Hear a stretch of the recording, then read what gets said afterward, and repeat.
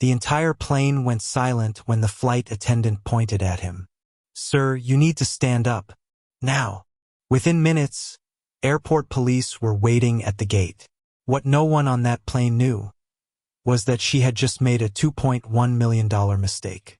"Sir, this passenger does not have a valid first-class ticket, and he is refusing to leave his seat. Sir, I'm going to need you to stand up. Right now. If you don't stand up voluntarily, you will be physically removed from this aircraft. I am in the seat printed on my boarding pass. Here. You can see it right there. Everything is valid. That is your last warning, sir." Flight attendant Natalie Chappell, employee number 31 to 4409, 9 years with the airline, walked her pre-flight first-class walkthrough on Flight 3317 and stopped dead when she reached Seat 3A.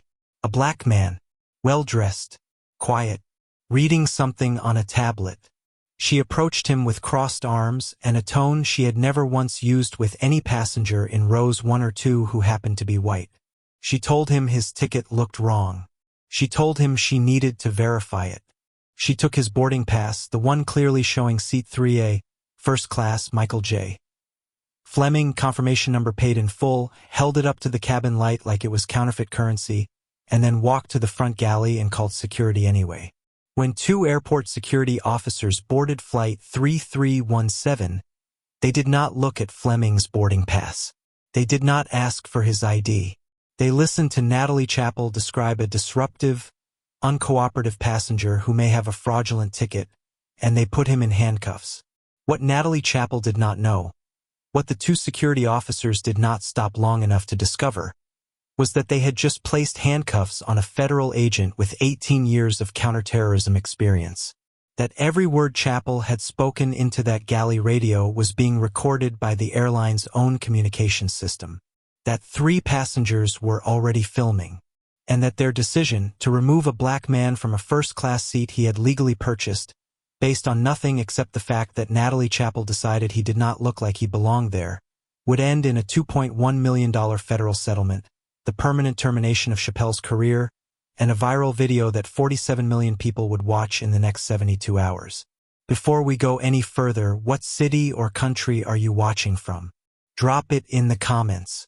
We love knowing where our audience is. And if you believe that buying a first-class ticket while black should not result in being arrested on the jetway, hit like and subscribe. Let's get into it. Michael Fleming had boarded Flight 3317 from Chicago O'Hare to Washington, D.C. at 6:50 a.m., 40 minutes before scheduled departure. At 44 years old, Fleming was an FBI special agent assigned to the Counterterrorism and Organized Crime Division, the kind of agent whose name appeared in briefing documents that most senators did not have the clearance to read. He was returning from a 5-day field coordination in the Midwest, traveling with a black leather carry-on that contained encrypted briefing materials and a secure tablet preloaded with classified operational files related to an active federal investigation. That was why he always flew first class on assignment. Not comfort, not preference, privacy. The ability to open a classified document without a stranger reading over his shoulder at 35,000 feet. He had paid $1,600 for Seat 3A out of his own personal credit card. The Bureau's travel policy did not cover premium cabin seating. Fleming paid the difference himself the same way he had on a dozen flights before this one, because the work required it. He settled into the window seat wearing a charcoal gray suit, an open-collar white dress shirt, and a gold wedding band. He stowed his carry-on in the overhead, placed his encrypted tablet on his tray table, and ordered a sparkling water from the boarding attendant who passed through. He opened a classified threat assessment on emerging domestic networks, found his page, and began reading.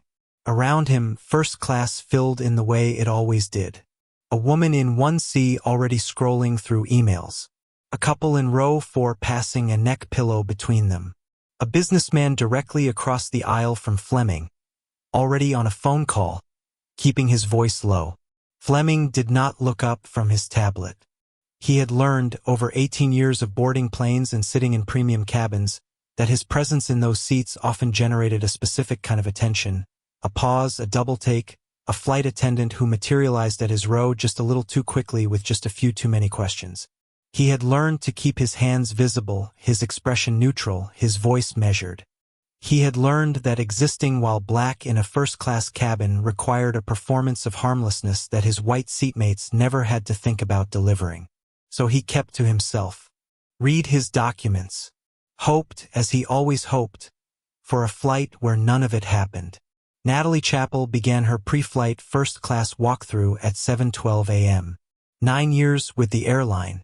A service record that looked clean on the surface, commendations for punctuality, no formal disciplinary actions, but a file that, if anyone had looked closely, contained a pattern of passenger complaints that had been noted, flagged internally, and quietly shelved.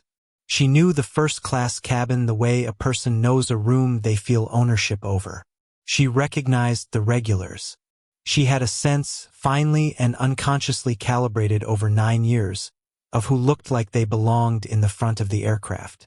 And when she reached row 3 and her eyes landed on Michael Fleming, a black man in a gray suit, reading on a tablet, doing nothing at all, that sense fired. She stopped. She looked at him the way a person looks at something out of place. And then she walked over. "Excuse me, sir," Chappell said, her voice carrying an edge that made the businessman across the aisle glance up from his phone. She was standing directly over Fleming, arms folded, body language already resolved. "Can I see your boarding pass?" Fleming looked up slowly. He had heard this before. Not always these exact words, but this exact energy. The flight attendant who materialized not to offer a drink or ask about a connection, but to interrogate his presence in a seat she had decided he had no business occupying.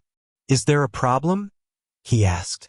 His tone was even, measured, giving her nothing to escalate against. "I need to confirm you're in the correct seat," Chappell said. Fleming reached into the seat pocket, retrieved his boarding pass, and handed it to her without a word. The pass clearly showed seat 3A, first class, his full name, the confirmation number, the flight. Paid. Valid. Unambiguous. Chappell took it. She held it up. She turned it over. She squinted at the barcode as though she had any idea what she was looking for. The woman in 1C had stopped scrolling. The businessman across the aisle had ended his phone call. "Is this ticket paid for?" Chappell said slowly. "Or was this an upgrade?" Fleming felt the specific tightening in his chest that he had felt every time before this. The recognition that this was not a routine check, that it was never going to be a routine check, that the question being asked was not about the ticket at all. "I don't see how that's relevant," he said, keeping his voice exactly level.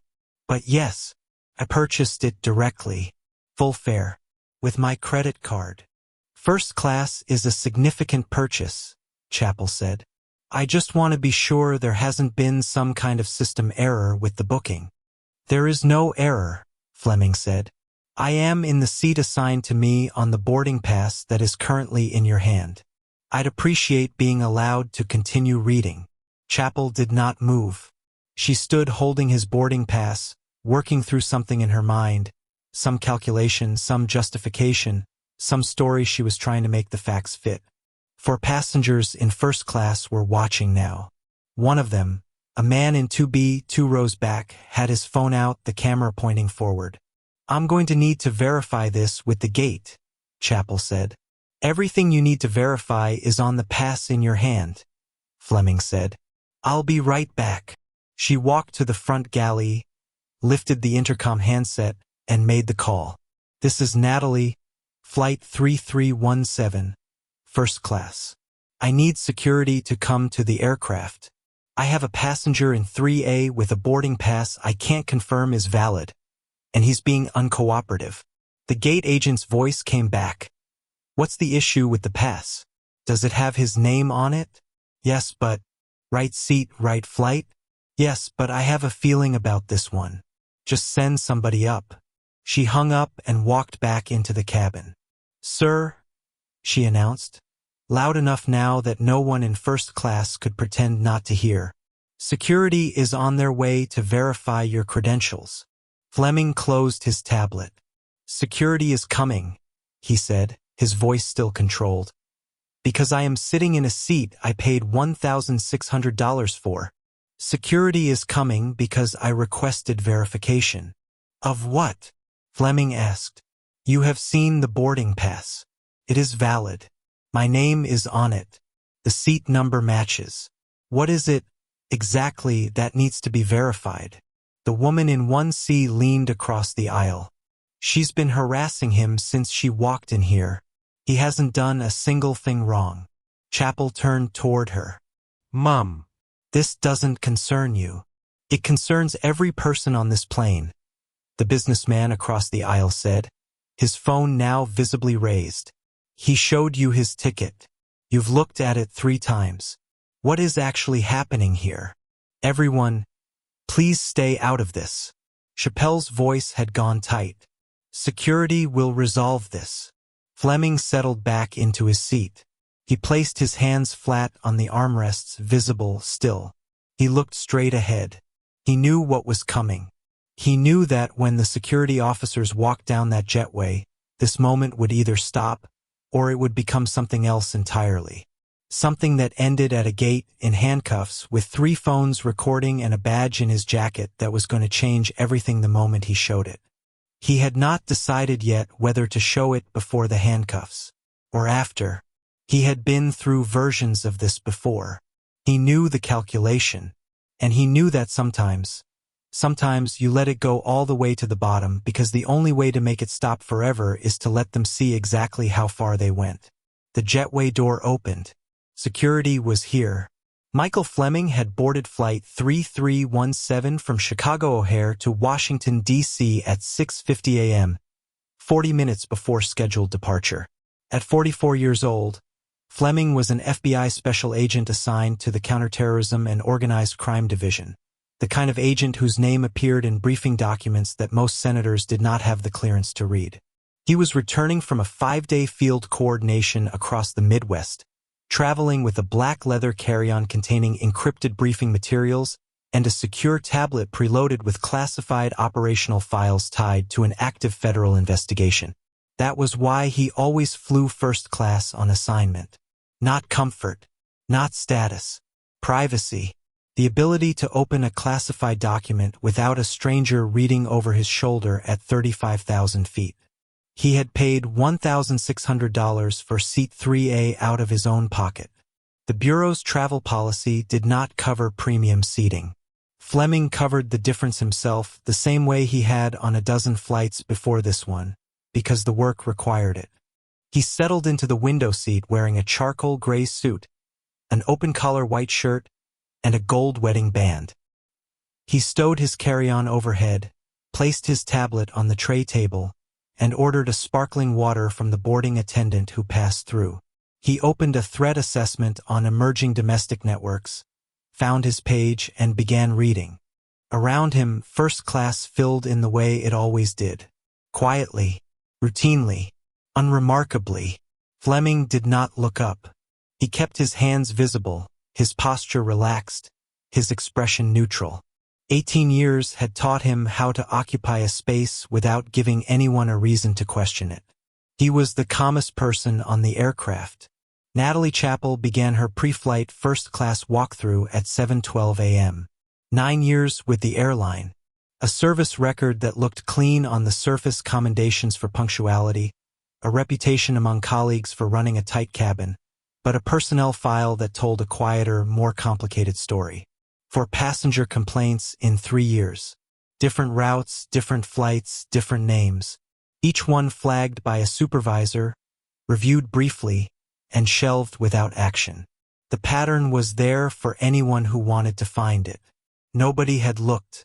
She moved through the cabin the way she always did, efficiently, proprietorially, with the particular confidence of someone who had decided long ago exactly what first class was supposed to look like. She knew the regulars. She recognized the type. Business executives with loosened ties and noise-canceling headphones. Retired couples treating themselves. Frequent flyers who barely glanced up when she passed. She reached row 3. She stopped. Michael Fleming sat in seat 3A with his tablet open. His posture easy, his expression completely unbothered. He was well-dressed, quiet, and doing nothing that any other passenger in that cabin was not also doing. By every observable measure, he was exactly where he was supposed to be. But that is not what Natalie Chappell saw. What she saw, what fired immediately and without examination somewhere behind her eyes, was a black man in a seat she had decided, without a single fact to support it, that he had not earned. The thought arrived fully formed, dressed up as instinct, presented to her as professional diligence. She folded her arms. She walked over. She had already made up her mind before she said a word. "Excuse me, sir. Can I see your boarding pass?" She had not asked the businessman in 1A, had not paused at the couple in row 4, had walked past every other occupied seat in the first-class cabin without breaking stride. But she was standing over Michael Fleming now, arms folded, chin tilted, waiting. Fleming looked up from his tablet. He had heard this before, not always these exact words, but always this exact frequency. The attendant who arrives not to serve but to audit. He reached into the seat pocket, pulled out his boarding pass, and handed it to her without a word. It was unambiguous. Seat 3A. First class. Michael J. Fleming. Confirmation number. Paid in full. Chappell took it, turned it over, held it toward the cabin light and studied the barcode with the focused suspicion of someone who had already decided what they were looking for. Then she looked back at Fleming. "This doesn't look right to me," she said. Fleming kept his voice level. "It's a valid boarding pass. My name is on it. The seat matches."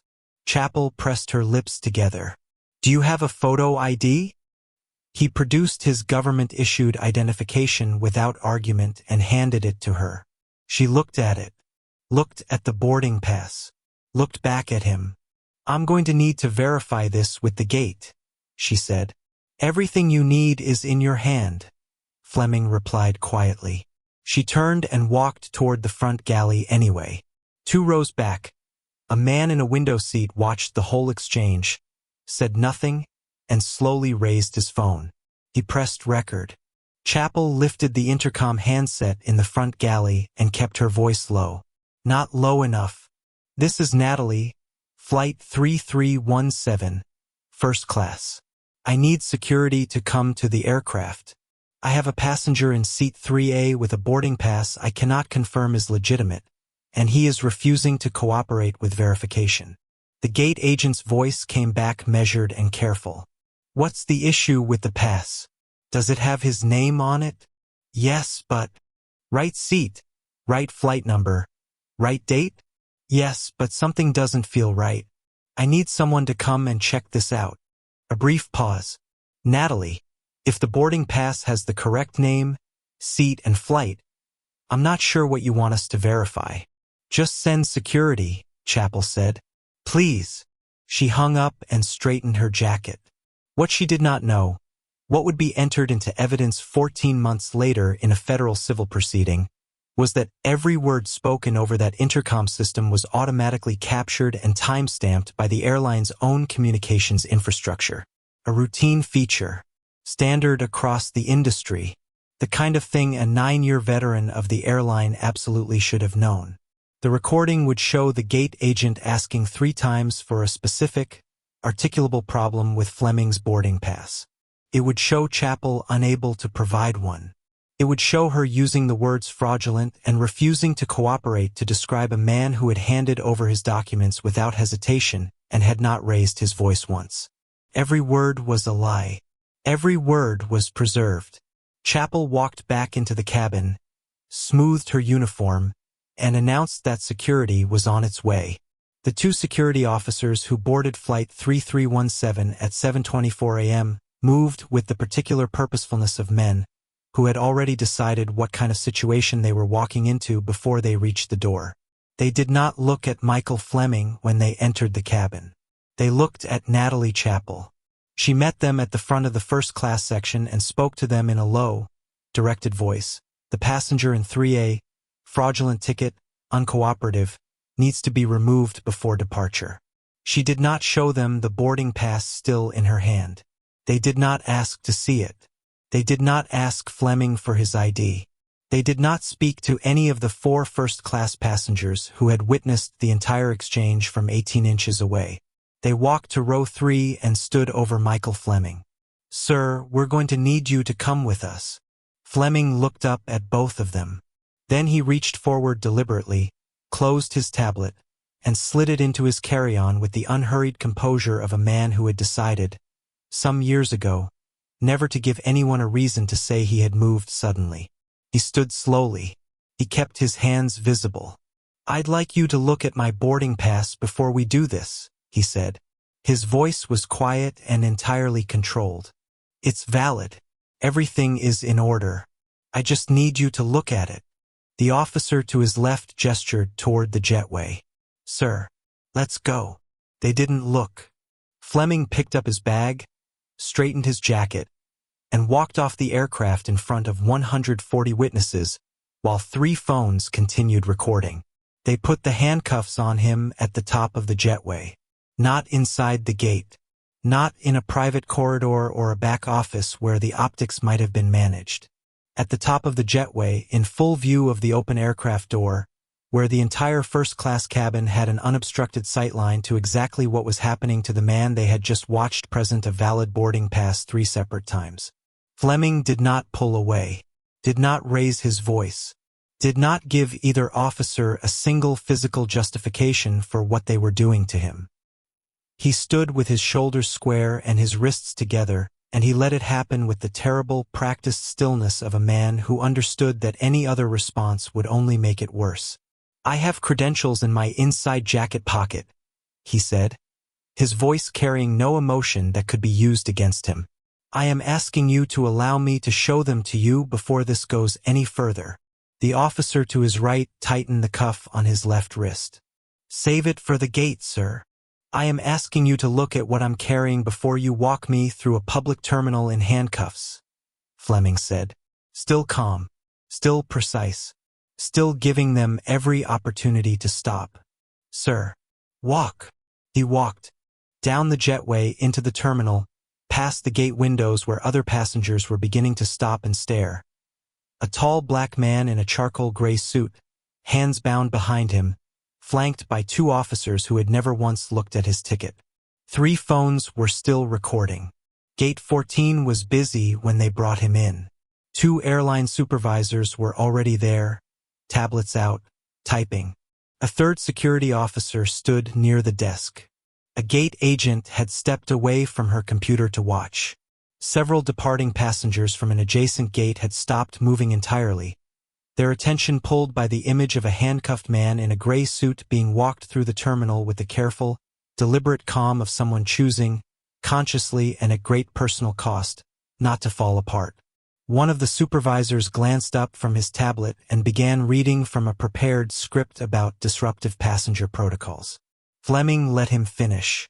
Then, quietly, he said, "I have federal credentials in my inside left jacket pocket. I am going to reach for them now." Nobody stopped him. Maybe it was his tone. Maybe it was the stillness he carried that had never once broken across the entire 40 minutes of this ordeal. Maybe, on some level, the room already sensed that something had gone badly, irreversibly wrong. He reached into his jacket with his cuffed hands. Slowly, deliberately, he found the leather credential wallet he had carried for 18 years, worked it free, and held it open at chest height. The gold FBI badge caught the fluorescent light of Gate 14 and threw it back across the faces of everyone in the room. Fleming said nothing. He did not need to. The supervisor with the tablet stopped typing mid-sentence. The gate agent's hand went to her mouth.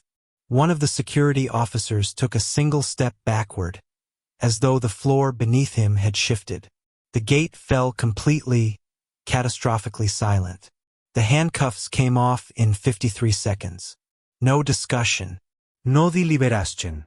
The senior security officer produced his key and removed them with the focused urgency of a man trying to compress time, to get the metal off this man's wrists fast enough that the last 40 minutes might somehow be undone. They could not be undone. Everyone in the room already knew that. The supervisor with the tablet made a radio call. His voice was controlled, but his hands were not. For minutes later, the airport's federal security director came through the gate door at a pace that was not quite a run, but was close enough that the agents flanking him had to move quickly to keep up. He looked at Fleming. He looked at the credential wallet. He looked at the two security officers standing against the wall with the specific stillness of men waiting to be told how much trouble they were in. Outside, on 3 separate phones, the footage was already moving. The first clip hit social media at 7:31 a.m. Fleming being walked through the terminal, hands bound, expression controlled, while uniformed officers flanked him on either side. By 7:45, it had been shared 900 times. By the time a replacement aircraft pushed back from Gate 14 carrying passengers who had watched the entire incident from their seats, the combined footage had crossed 800,000 views and was still climbing. At 7:38 a.m., 2 airline staff members boarded Flight 3317 and found Natalie Chappell in the front galley. She was escorted off the aircraft, told not to return to work pending a formal investigation, and walked away from the gate she had worked for 9 years. She never came back. The FBI opened a formal civil rights inquiry within 72 hours. By then, the video had 47 million views. It had been covered by every major national news outlet, cited in 3 separate op-eds by sitting members of Congress, and entered into the public record as Exhibit A in a conversation about racial profiling in commercial aviation that the airline industry had been avoiding for years. The footage did not lie. It did not require interpretation. It showed exactly what it showed. The airline, facing simultaneous federal scrutiny and a public relations collapse with no visible floor, settled 14 months later for $2.1 million. Natalie Chappell was terminated before the settlement was finalized. Her personnel file flagged in terms that ensured she would not be returning to a customer-facing role in the industry. The 4 complaints that had been quietly shelved over 3 years were reopened, reviewed, and entered into the record alongside everything that had happened on Flight 3317. The 2 security officers were suspended and subsequently demoted. The intercom recording every word of Chappell's call to the gate, preserved automatically by a system she had apparently forgotten existed, was cited repeatedly during the federal proceedings as evidence of deliberate misrepresentation. A congressional subcommittee on transportation and civil rights cited the incident by name during hearings on racial profiling in commercial aviation. The airline rewrote its entire passenger challenge protocol from the ground up. A journalist, covering the settlement, asked Michael Fleming what he had been thinking in the moment the handcuffs came off at Gate 14. Fleming was quiet for a moment. Then he said, "I thought about every black man who was in that same position and didn't have a badge to show them. The lesson was expensive and public. Assumptions about who belongs where based on skin color don't just hurt people. They destroy careers, cost millions, and expose the systemic failures that allowed discrimination to thrive unchecked for years.